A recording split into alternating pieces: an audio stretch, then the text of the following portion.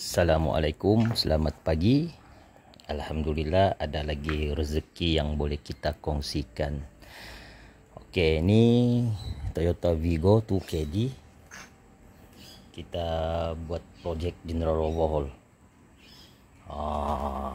Enjin sudah bulat. Kita buat projek general overhaul. Model 2KD tu sana. Okey. Ni sedikit tips lah saya mau kongsikan. Mula-mula untuk injektor. Okey, ini injektor kita hantar servis. Ni. Sebelum hantar saya ada marking lah. Dia punya susunan. Sebab untuk Toyota Vigo ya, dia punya injektor ni sebaik-baiknya jangan terpindah tempat lah. Jangan terpindah tempat. Dia mesti mau ikut susunan mana yang nomor 1, nomor 2 begitu. Sebab untuk model Toyota Vigo ni dia ada coding. Injektor ni mesti mongam dia punya susunan sebab dia punya ECU ada simpan dia punya coding. Ikut susunan. Kalau benda ni terbalik, enjin tu hidup jugalah, tapi tidak kemas lah kan. Mesti ada sebabnya kenapa dia coding, kenapa mesti ikut susunan. Jadi saya hantar servis, kedai servis injektor tu dia marking juga balik, tapi saya ada simpan dia punya rekod lah. Sebab yang marking pun di sana kan manusia juga, takut dia pun keliru terpindah. Jadi ni marking, ni coding ni, ini yang diisi dalam komputer nanti. Dia punya coding di kepala ni. Di atas ni dia ada nombor ni. Ini yang kita masukkan ke dalam komputer. Tapi kalau ada komputer scan tools, masa pasang nanti kita boleh buat coding sendirilah. Cek balik dia punya data yang ada dia simpan.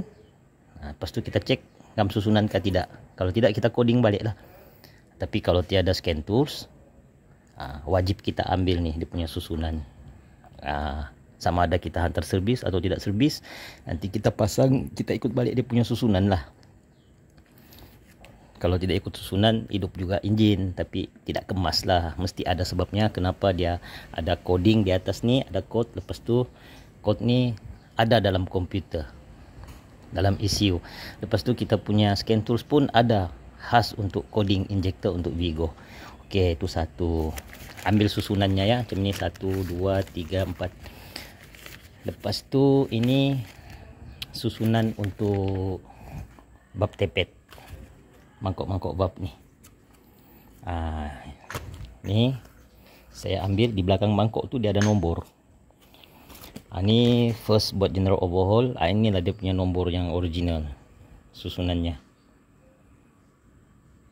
Ini untuk memudahkan lah. Satu, dia tidak terpindah. Kedua lagi, masa buat grand valve tu, kalau valve clearance tu dia tidak rapat, terlalu jauh atau terlalu fit, kita ada rujukan. Ada rujukan untuk kita cari valve tepet size berapa yang kita perlukan untuk dapat gap tu. Begitu. Yang ini saya bagi 25-30. 0.25 untuk intake sebelah sini, 0.30 untuk exhaust. Biar dia banyak sikit buka supaya enjin power sikit. InsyaAllah tidak juga kasar bunyi lah sebab dia tidak terlalu jauh. Okay, timing bell pun kita tukar, water pump kita tukar. Okay, itu sedikit tips untuk pemula lah yang mana mau buat general overhaul untuk Toyota Vigo. Jangan lupa ambil dia punya code ni. Jadi tidak perlu kita coding balik. Dengan ambil susunan mangkok valve ni ataupun valve tepet untuk memudahkan kerja. Okay, insyaAllah tiada halangan hari ini kita boleh pasang. Enjin sudah bulat, tinggal pasang injektor. Lepas tu wiring ni kita pasang balik. Dia punya wiring ni. Ni dia punya wiring. Kita pasang balik dia.